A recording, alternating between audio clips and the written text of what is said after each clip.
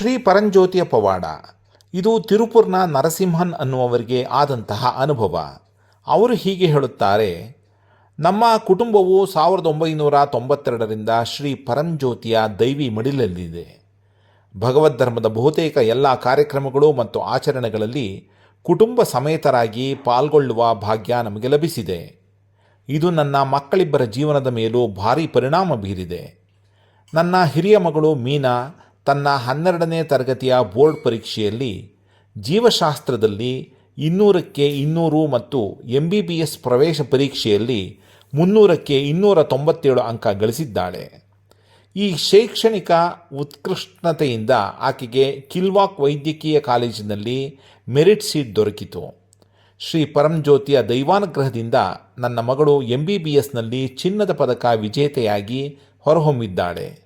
ನಂತರ ಅವಳು ನ್ಯೂಯಾರ್ಕ್ನ while Cornell ವಿಶ್ವವಿದ್ಯಾಲಯದಲ್ಲಿ ತನ್ನ ಶಿಶುವೈದ್ಯ ಶಾಸ್ತ್ರದಲ್ಲಿ MD ಮಾಡಲು ಹೋದಳು.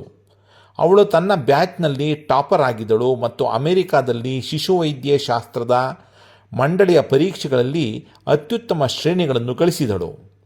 ಅವಳು ಪ್ರಸ್ತುತ ಬೆಂಗಳೂರಿನ ಕ್ಲೌಡ್9 ಆಸ್ಪತ್ರೆಯಲ್ಲಿ ಮಕ್ಕಳ ತಜ್ಞೆ ಸಲಹೆಗಾರಳಾಗಿ ಕೆಲಸ ಮಾಡುತ್ತಿದ್ದಾಳೆ.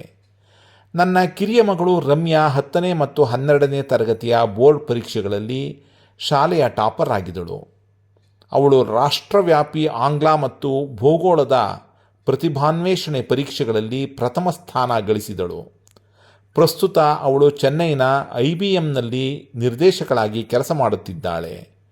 ಶ್ರೀ ಪರಂಜ್ಯೋತಿಯವರ ಕೃಪಾಶೀರ್ವಾದದಿಂದ ಅವಳು ಉನ್ನತ ಪ್ರತಿಭೆ ಎಂದು ಗುರುತಿಸಲ್ಪಟ್ಟಳು ಮತ್ತು ಅವಳ ವೃತ್ತಿಯಲ್ಲಿ IBM ಶ್ರೇಷ್ಠಳು ಸೇರಿದಂತೆ ಹಲವಾರು ಬಹುಮಾನಗಳನ್ನು ಪಡೆದಿದ್ದಾಳೆ.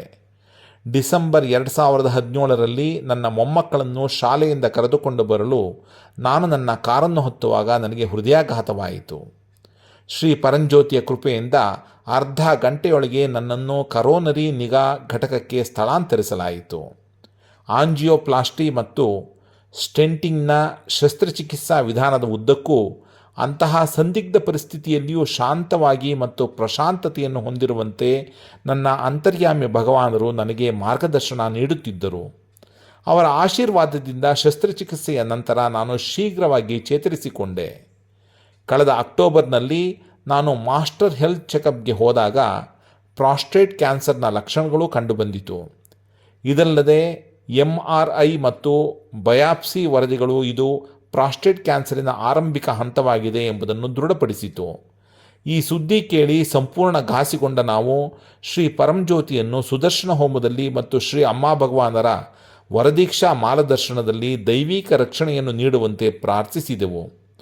ಶ್ರೀ ಪರಂಜ್ಯೋತಿಯವರ ಕೃಪೆಯಿಂದ ನಾನು ಕೆಲವು ವಾರಗಳ ಹಿಂದೆ ಯಶಸ್ವಿಯಾಗಿ ಶಸ್ತ್ರಚಿಕಿತ್ಸೆಗೆ ಒಳಗಾಗಿದ್ದೇನೆ ಮತ್ತು ಈಗ ಚೇತರಿಸಿಕೊಳ್ಳುತ್ತಿದ್ದೇನೆ.